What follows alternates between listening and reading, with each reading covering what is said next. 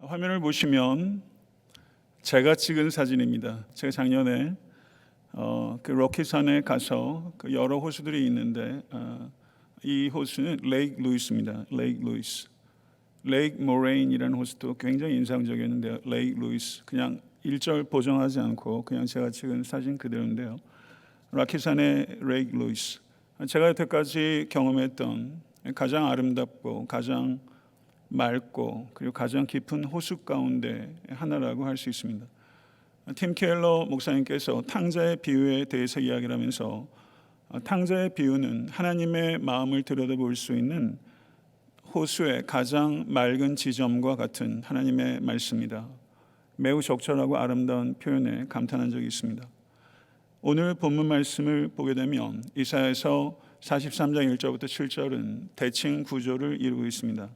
1절과 7절은 이스라엘의 창조자 되신 하나님을 이야기하는 것으로 대칭이 되며 2절과 5절과 6절은 내가 너와 함께 하리라 라는 말씀으로 대응이 되며 3절은 이방 나라들을 속량물로 주시겠다는 말씀과 또 4절 중반절 이후로는 이방 백성을 속량물로 주시겠다는 말씀이 대충 구조를 이루고 있습니다. 이런 경우에 본문의 핵심은 그 가운데 오게 되는 것이며 그러므로 43장 1절부터 7절의 가장 핵심이 되는 지점은 바로 4절 상반절의 말씀입니다. 내가 내 눈에 보배롭고 존귀하며 내가 너를 사랑하였은즉. 아멘. 믿으십니까? 이 호수의 가장 맑은 지점이 바로 43장 이 4절의 상반절, 이 부분이 가장 호수의 맑고 깊은 지점, 하나님의 마음을 들여다볼 수 있는 호수의 가장 청정 지점이라고 생각합니다. 그래서 저는 오늘 설교의 제목을 Lake Isaiah 43, 너무 멋지지 않으세요? Lake Isaiah 43, 호수 아이자야 43이라는 호수, Lake Isaiah 43 이렇게 기억하시면 오늘 설교의 내용들이 그 제목 안에서 다 풀리게 될 거예요. Lake Isaiah 43. 저하고 이제 보트를 타겠습니다. 그리고 보트를 타고서 제가 레이크 모레인에 갔을 때 부모님과 같이 보트를 타고 호수를 횡단했는데요.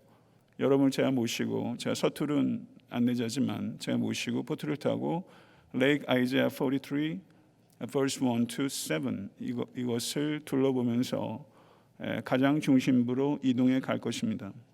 여러분 호기심과 설레임을 가지고 이 보트에 승선하실 수 있게 되기 바랍니다. 제가 모두에 말씀드렸던 것처럼 43장 1절부터 7절의 가장 큰 특징은 I와 you, 1인칭과 2인칭, 나와 너라는 인칭 대명사가 지나칠 정도로 반복되고 있다는 사실입니다. 유진 보일란이라는 한 성경학자가 하나님을 어떻게 표현했냐면 tremendous lover라고 표현했어요. 하나님은 tremendous lover다. tremendous라는 말은 엄청난, 대단한 이런 뜻이거든요. 하나님은 tremendous lover다 이렇게 표현했습니다. 그냥 영어로 기억하신 듯한 느낌이 좀 있는 것 같아요. 하나님은 tremendous lover예요. 나와 너의 인격적 관계를 통해서 이 tremendous lover가 우리들을 그 tremendous love의 마음의 한가운데를 보여주시려고 지금 레이크 아이자야 43 한가운데로 지금 여러분과 하나님이 여행을 하는 것이다. 이렇게 보면 되겠습니다. tremendous lover가 고백하기 시작합니다. 야곱아 너를 창조하신 여호와께서 지금 말씀하시느니라. 이스라엘아 너를 지으신 이가 말씀하시느니라. 운을 떼기 시작합니다. 창조하다라는 이 단어, 바라라는 단어입니다. 이 단어가 의미하는 것은 하나님께서 주권적으로 자유롭게 우리를 만드셨다. 주권적이고 자유롭게 우리를 만드셨다는 것을 나타냅니다. 지으셨다라는 히브리어는 이 창조하다라는 단어보다 좀 더 친밀감을 표현합니다. 이 단어는 마치 토기장이가 토기를 빚듯이 손의 압력을 일정하게 신중하게 조절해서 구상한 대로 그릇을 빚어서 완성하듯이 하나님께서 이스라엘 백성을 그리고 우리를 그렇게 손의 압력을 조정해서 매우 신중하게 고귀한 도기를 빚듯이 이스라엘을 빚어내셨다. 믿으십니까? 그리고 하나님께서 말씀하십니다. 너는 두려워하지 말라. 내가 너를 구속하였고 내가 너를 지명하여 불렀나니 너는 내 것이라. 포로기의 이스라엘 백성들에게 하나님께서 주신 가장 중요하고 핵심적인 권면은 두려워하지 말라는 것입니다. 두려워하지 말라. 믿음은 무엇입니까? 믿음은 한마디로 두려움을 이기는 것입니다. 믿음은 두려움을 이기는 것이다. 여기에서 두려워하지 말라라는 권면이 이사야서에 11번 등장하는데 오늘 본문에서 2번 등장합니다. 이사야서 41장 10절은 우리가 암송하고 너무 사랑하는 구절입니다. 같이 한번 읽겠습니다. 두려워하지 말라. 내가 너와 함께함이라. 놀라지 말라. 나는 내 하나님이 됨이라. 내가 너를 굳세게 하리라. 참으로 너를 도와주리라. 참으로 나의 의로운 오른손으로 너를 붙들리라. 아빠 아버지 되신 하나님께서 자녀들인 우리들의 손을 붙잡고 계신다. 시편 37편 4절도 이렇게 말합니다. 저는 넘어지나 아주 엎드러지지 아니함은 여호와께서 손으로 붙드심이로다. 아멘. 믿으십니까? 시편 139편 7절에서 10절의 말씀도 아름답고 강력한 말씀입니다. 같이 한번 읽겠습니다. 내가 주의 신을 떠나 어디로 가며 주의 앞에서 어디로 피하리이까? 내가 하늘에 올라갈지라도 거기 계시며 음부에 내 자리를 펼지라도 거기 계시니이다. 내가 새벽 날개를 치며 바다 끝에 가서 거할지라도 곧 거기서도 주의 손이 나를 인도하시며 주의 오른손이 나를 붙드시리로다. 아멘. 그 손이 나를 붙잡고 있다는 것을 진실로 영적으로 내가 받아들인다면 우리는 모든 두려움을 이길 수 있게 될 줄로 믿습니다. 구속하셨다는 것은 지으셨다는 것보다 더 친밀감을 표현합니다. 지금 친밀감이 계속 증폭되는 것을 볼 수 있어요. 창조하셨다, 지으셨다, 구속하셨다. 구속하셨다는 것은 가족들 가운데 빚을 갚지 못해서 재산을 차압당하거나 그리고 고대 사회에서는 땅을 빼앗기죠. 땅을 빼앗기거나 심할 경우에는 노예로 팔리게도 됩니다. 그러면 가족 중에 한 사람이 대신 값을 치러주고 그 사람을 해방시켜주거나 차압당한 재산을 다시 되찾아옵니다. 이게 구속하는 것입니다. 그럼 구속하는 건 누가 하는 것입니까? 가족이 하는 것입니다. 하나님께서 우리를 구속하셨다는 것은 하나님께서 우리의 가족이라는 뜻이고 하나님은 우리의 아버지이시며 우리는 한 아버지를 모시고 있는 하나님의 권속인 것입니다. 믿으십니까? 우리는 아버지가 같기 때문에 형제 자매라고 부를 수 있게 된 영광스러운 뉴 패밀리가 된 거예요. 우리는 뉴 패밀리입니다. 믿으십니까? 지명하여 불렀다. 이것은 드디어 이 친밀감의 최고조에 달하는 거예요. 하나님께서는 출애굽기에서 모세가 하나님의 이름을 불렀을 때 자기의 이름을 나는 I am who I am, 나는 스스로 있는 자다. 자기의 이름을 알려주셨어요. 그리고 하나님은 이스라엘을 이름으로 불러주시는 하나님이십니다. 지명하여 불러내셨습니다. 출애굽기 33장 17절을 보게 되면 이렇게 말합니다. 여호와께서 모세에게 이르시되 내가 말하는 이 일도 내가 하리니 너는 내 목전에 은총을 입었고 내가 이름으로도 너를 알미니라. 아멘. 내가 이름으로도 너를 알미니라. 요한복음 10장 3절을 한번 보시기 바랍니다. 요한복음 10장 3절 같이 한번 읽겠습니다. 문지기는 그를 위하여 문을 열고 양은 그의 음성을 듣나니 그가 자기 양의 이름을 각각 불러 인도하여 내느니라. 사랑하는 성도 여러분, 하나님께서 우리의 이름을 아시고 불러주세요. 그 예로 여리고에서 예수님께서 세리장이 사람이 채통이 있는데 뽕나무에 올라가는 게 가능하겠습니까? 그 치렁치렁한 옷을 가지고 키 작은 사람이 냅다 뛰어갈려 뽕나무 위에 올라가 있어요. 삭개오란 이름으로 사람들이 삭개오를 부르지 않았을 거예요. 세리장이란 지유도 있었고 그 사람이 이름으로 부르면서 친밀감을 표현하고 싶은 유대인은 없습니다. 근데 예수님께서 삭개오야. 요한복음 11장을 보면 예수님께서 나사로야 부르시고 그 이름을 듣고 나사로가 무덤에서 일어나오신 것처럼 하나님께서 우리 한 사람 한 사람을 이름으로 아시고 이름을 불러주십니다. 믿으십니까? 그리고 나사로야라고 불러주신 것처럼 예수께서 우리를 불러주실 때 우리는 부활의 첫 열매 되신 예수 그리스도처럼 변화된 몸을 가지고 일어서게 될 줄로 믿습니다. 아멘. 할렐루야. 그리고 하나님께서 기쁨에 넘쳐서 너는 내 것이라. 너는 내 것이라. 하나님의 기쁨이 느껴지십니까? 너는 내 것이라. 이 tremendous love의 이 고백이 느껴지세요? 너는 내 것이라. 출애굽기 19장 5절에서 6절에 하나님께서 말씀하세요. 출애굽기 19장 5절에서 6절 위대한 말씀입니다. 다 같이 읽겠습니다. 세계가 다 내게 속하였나니 너희는 내 말을 잘 듣고 내 언약을 지키면 너희는 모든 민족 중에서 내 소유가 되겠고 너희가 내게 대하여 제사장 나라가 되며 거룩한 백성이 되리라. 아멘. 모든 만민 중에서 내 소유가 되겠고, 여기에서 하나님의 것, 우리는 하나님의 것입니다. 이것은 단순한 소유를 나타내는 것이 아니라 왕이 자신의 왕궁 깊숙한 곳에 간직해서 자기가 즐기는 보배, 그렇게 내가 너를 소중히 여긴다. 2절을 보시면 우리의 상황이 아니라 하나님이 우리의 삶의 운명의 최종 결정권자다. 믿으십니까? 우리의 상황이 내 운명을 결정하지 것이 아니라 모든 상황에 계신 하나님께서 내 운명의 최종 결정권자다. 2절 말씀 보겠습니다. 내가 물 가운데로 지날 때 내가 함께 할 것이라. 강을 건널 때 물이 너를 침몰하지 못할 것이며 내가 불 가운데로 지날 때 타지도 아니할 것이요 불꽃이 너를 사르지도 못하리니. 아멘. 물과 불의 대비를 하는 것은 모든 상황을 망라하기 위한 거예요. 물불 안 가린다 이런 말 우리도 하잖아요. 모든 상황을 망라하기 위한 문학적 표현이에요. 어떤 상황이 닥쳐온다 할지라도 하나님의 임재 안에 있으면 승리를 경험하게 될 것이다. 믿으십니까? 하나님의 임재를 붙잡으면 어떤 상황에서도 승리를 경험케 하실 것이다. 승리의 원천은 견디는 나에게 있는 것이 아니라 나의 자질이나 극적인 환경의 변화에 있는 것이 아니라 하나님의 변함없는 임재를 붙잡을 때 승리한다. 아멘. 하나님의 임재를 붙잡고 계십니까? 그것이 어떤 의미인가요? 호렙산에서 하나님께서 모세를 만나셨을 때 그 장소 자체가 거룩한 땅이 아닙니다. 그 땅 자체가 거룩하기 때문이 아니라 하나님의 임재가 임했기 때문에 거룩한 것입니다. 예루살렘 성전도 하나님의 임재가 떠나면 거룩한 곳이 아닙니다. 불모지도 하나님의 임재가 있으면 거룩한 땅입니다.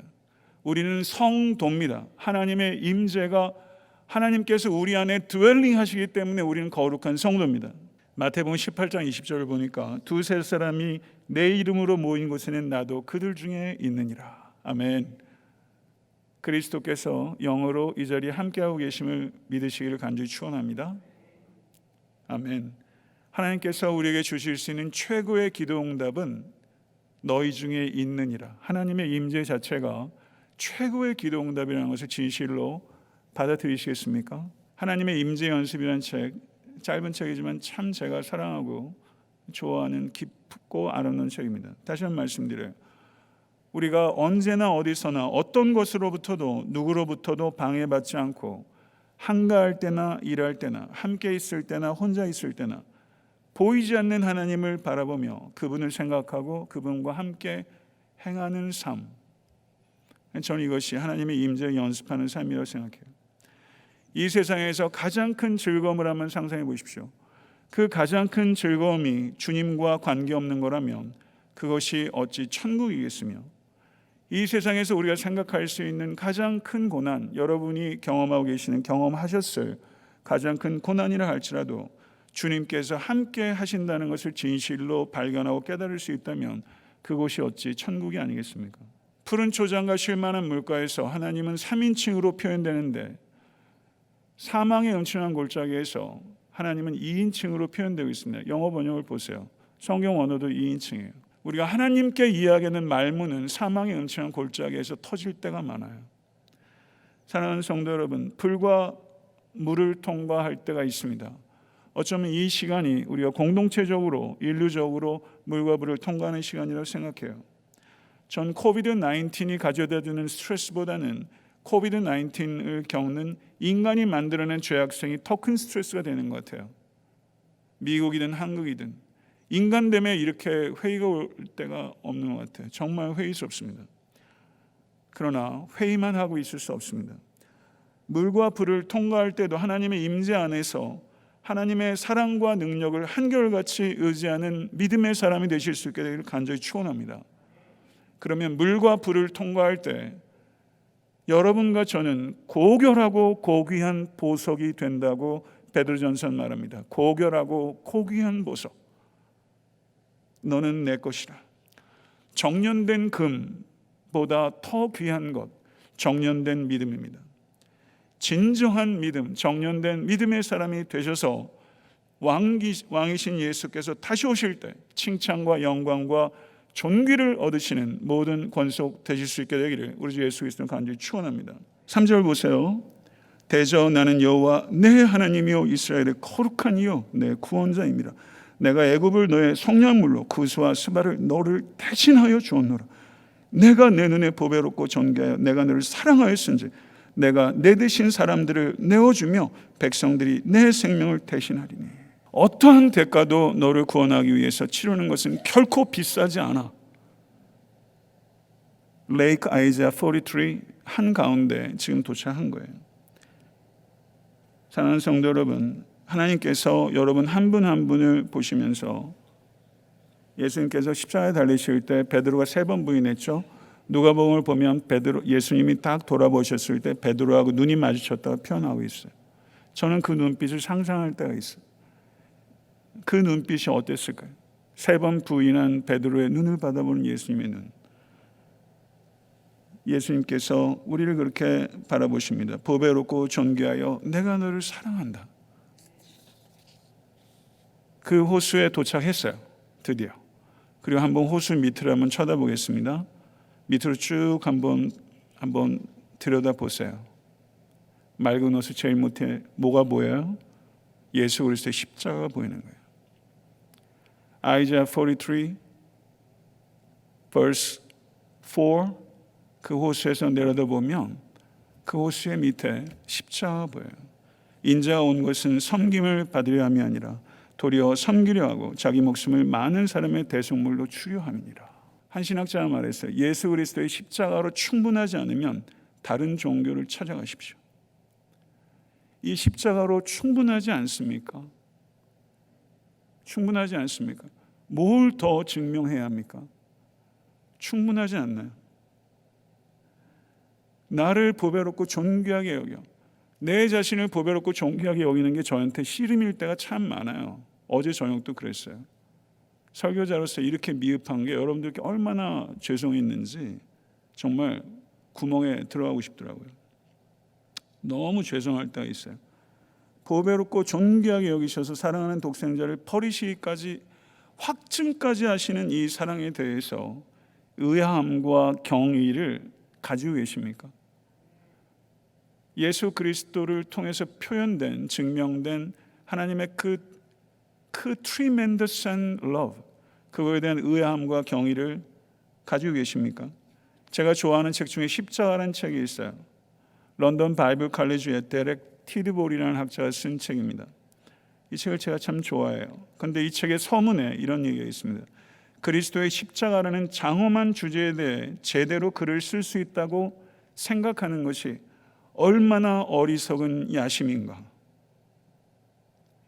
나는 하나님의 아들이 나를 사랑하사 나를 위해 자신을 주셨다는 것을 제대로 깨닫기에는 턱없이 역부족이다. 십자가를 대하는 그의 태도를 보면서 그 학자적인 진지함과 진정성을 보면서 제 자신을 되돌아보게 되는 거예요.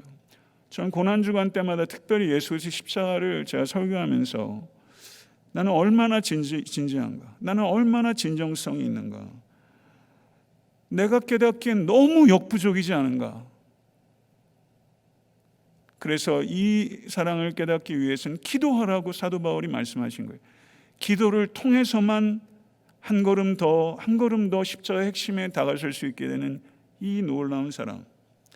사랑하는 성도 여러분, 여러분과 제 죄값을 치르기 위해 예수께서 피값을 치르셨다는 이 엄청난 비현실적인 사랑, 이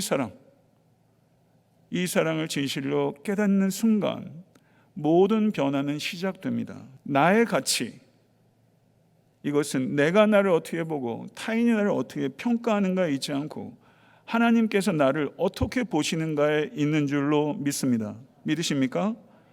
우리는 십자가를 통해서 나를 보며 십자가를 통해서 너를 보고 십자가를 통해서 교회를 보는 거예요. 십자가를 통해서 교회를 봐야 돼요. 교회는 예수 그리스도의 신부입니다. 이 신부를 예수께서 정하고 흠이 없도록 만들고 계세요. 그리스도께서 참고 계신 이 신부, 저는 이 신부를 사랑합니다. 사랑하는 성도 여러분, 십자가를 통해서 본다. 십자가를 통해서 자기를 볼 때 내 삶을 무가치하게 여기고 무의미하게 여기는 것, 이거는 큰 죄입니다. 트리멘더스 러버에 대한 죄예요. 내 삶이 무가치하게 무의미하게 여길 때가 있어요. 여러분이 젊었을 때 꾸셨던 꿈들, 손바닥에서 빠져나가는 모래처럼 많이 빠져나갔죠. 길을 잃으셨습니까? 무가치합니까? 무의미하십니까? 길을 잃으셨어요. 길은 예수 그리스도입니다. 사랑하는 성도 여러분, 예수 그리스도를 통해서 보면 내 삶의 가치와 의미가 얼마나 소중한지, 내 눈에 보배롭고 존귀하여 내가 너를 사랑하였은지. 아멘. 이 트리멘더스 러버의 이 죽음을 헛되게 할 수 없느니라. 사도 바울이 갈라디아서 2장에서 이야기를 해요. 이 복음에 아무것도 더하거나 아무것도 뺄 수 없느니라. 나는 예수 그리스도와 함께 죽었다. 이제 내가 내 안에서 사는 건 예수 그리스도다. 이 사랑을 진실로 깨달을 때 변화가 시작되는 거죠. 하나님께서는 상한 갈대를 꺾지 아니하시고 꺼져가는 등불을 끄지 않으시는 하나님이십니다. 그렇지만 하나님께서는 우리가 상한 갈대로 꺼져가는 등불로 사는 것을 원치 않으세요. 사랑하는 성도 여러분, 이 자리에 계신 모든 성도 여러분, 가정에서 예배드리는 정말 사랑하는 우리 모든 권속들 한 분 한 분이 백향목이 되기를, 그리고 타오르는 등불과 같은 삶을 살아가실 수 있게 되기를 우리 주 예수 그리스도 간절히 축원합니다. 43장 5절과 6절을 보겠습니다. 두려워하지 말라. 다시 말합니다. 내가 너와 함께하여, 다시 말하고 있습니다. 내 자손을 동방에서부터 오게 하며 서방에서부터 너를 모을 것이며 내가 북방에서 이르기를 내놓으라, 남방에 이르기를 가두어 두지 말라. 내 아들들은 먼 곳에서 이끌며 내 딸들을 땅끝에서 오게 하며 바벨론 포로 생활로부터 돌아오는 캡티브, 포로에서 되돌아오게 하실 것이다. 포로에서 되돌아오게 할 것이다. 이스라엘은 죄로 말미암아 패망과 포로됨을 겪게 되겠지만 때가 되면 하나님께서 이스라엘이 끌려간 모든 땅에서 이 땅으로 다시 돌아오게 할 것이다. 아멘. 하나님께서 자기 백성을 회복시키지 못할 곳은 없다. 이것을 말씀드리는 거예요. 회복되지 않는 땅이 없어요. 동서남북 여러분의 삶의 처지가 어떠하든지 회복되지 못할 상황은 없다. 다 돌아올 수 있다. 아멘. 믿으십니까? 이사야와 동시대를 살았던 미가가 미가서 4장 6절 7절에 이렇게 말합니다. 같이 한번 읽겠습니다. 여호와께서 말씀하시되 그날에는 내가 철을 저는 자를 모으며 쫓겨난 자와 내가 환난받게 한 자를 모아 발을 저는 자는 남은 백성이 되게 하며 멀리 쫓겨났던 자들이 강한 나라가 되게 하고 나 여호와가 시온산에서 이제부터 영원까지 그들을 다스리시라. 아멘. 이스라엘이 포로로부터 되돌아오게 될 것이다. 예루살렘은 회복되게 될 것이다. 그리고 내가 통치할 것이며 그 나라는 평화의 나라가 될 것이다. 할렐루야. 아멘. 하나님께서 다시 모으시고 다시 다스리실 것이다. 아멘. 마가복음 13장 26절 27절을 보게 되면 그때의 인자가 구름을 타고 큰 권능과 영광으로 오는 것을 사람들이 보리라. 또 그때 그가 천사들을 보내어 자기가 택하신 자들을 땅끝으로부터 하늘 끝까지 사방에서 모으리라. 아멘. 이사야서 43장 5절에서 6절의 말씀, 이거는 바벨론 포로에서 돌아올 때 부분적으로 성취됐어요. 미가의 예언도 마찬가지예요. 그런데 이 예언이 완전히 성취되는 것은 우리 주 예수 그리스도의 재림을 통해서 완성되게 될 줄로 믿습니다. 하나님의 모으심과 다스리심이 우리 주 예수 그리스도의 재림을 통해서 궁극적으로 성취될 것이다. 아멘. 말씀을 맺겠습니다. 7절 말씀을 보세요. 내 이름으로 불려지는 모든 자 곧 내가 내 영광을 위해 창조한 자를 오게 하라. 그를 내가 지었고 그를 내가 만들었느니라. 할렐루야. 아멘. 우리는 하나님의 이름을 부르는 자이며 하나님은 우리의 이름을 부르고 우리는 하나님의 이름으로 또 불려지는 자가 되는 거예요. 정말 엄청나지 않습니까? 내 영광을 위해서 내가 너를 창조하였다. 아멘. 삶의 목적이 뚜렷하지 않습니까? 내가 너를 지었고 만들었고 구속했고 지명하여 불렀다. 하나님께서 자유롭고 주권적으로 여러분 한 분 한 분을 불러주셨으며 심혈을 기울여 한 분 한 분을 신중하게 빚으시고 하나님께서는 그 지존하신 이름을 우리에게 여러분에게 알리셨을 뿐만 아니라 그 이름을 사랑하게 하시고 그 이름으로 기도하게 하시고 또 하나님께서는 여러분과 저의 이름을 아시고 그 이름을 불러주실 때 우리는 일어나게 될 거예요. 우리 한 사람 한 사람은 궁중 깊숙한 곳에 숨겨놓은 값비싼 보배처럼 존귀합니다. 아멘 믿으세요? 그 하나님께서 여러분과 인격적이고 친밀한 관계를 나누기를 원하세요. 너무 원하세요. 하나님의 임재가 여러분과 저에게 주어진 최고의 복이며 하나님의 임재 안에서 우리는 모든 상황 속에서 승리를 반드시 경험합니다. 승리는 나의 능력이나 나의 환경에 달린 것이 아니라 하나님의 임재 안에 있습니다. 언제나 어디서나 무엇을 하든지 보이지 않는 하나님만을 바라보십시오. 하나님을 항상 생각하십시오. 하나님과 함께 페리파테오 걸어가시는 성도가 되실 수 있게 간절히 축원합니다. 범람하는 물과 타오르는 불과 같은 삶의 고난을 통과할 때에도 한결같이 하나님을 의지함으로 칭찬과 존귀와 영광을 얻으시는 성도가 되실 수 있게 축원합니다. 우리는 하나님의 눈에 보배롭고 존귀한 존재이며 독생자를 버리시기까지 함으로 그 사랑을 입증하신 사랑의 대상이에요. 이 사랑을 진실로 깨달으십시오. 그리고 진정한 변화를 경험하실 수 간절히 축원하고 다시는 무의미와 그리고 무가치에 빠지지 않을 수 있게 되기를, 그리고 예수의 십자가의 죽음을 자랑하실 수 있게 되기를 간절히 축원합니다. 어떠한 상황 속에서도 사랑하는 자녀를 회복시키시는 하나님, 궁극적인 회복은 그리스도의 재림 때 성취될 것을 믿으십시다. 우리는 하나님의 영광을 위해서 창조된 성도요, 하나님의 영광만을 위해서 존재하는 교회입니다. 대단한 트리멘더스 러버와 레이크 아이자 43, 너무 멋지지 않아요? 어떻게 이런 생각을 제가 했죠? 레이크 아이자 43. 그러니까 설교할 때 이렇게 끙끙 앓아야 이런 생각이 나는 거예요. 레이크 아이자 43. 그 여행하면은 SNS에 후기 쓰죠. 레이크 아이자 43 후기 쓰세요. 쓰시고 내 걸로 만드세요. 그리고 사진을 콱 찍으세요. 그리고 그 가장 중심에 있는 그 청정지대, 하나님의 마음을 볼 수 있었던 레이크 아이자 43 verse 4. 그런데 하나님께서 원하시는 건 한 걸음 더 나가는 거예요. 여러분과 저의 영혼이, 우리의 삶이 하나님의 마음을 들여다볼 수 있는 아름답고 맑은 호수가 되라는 거예요.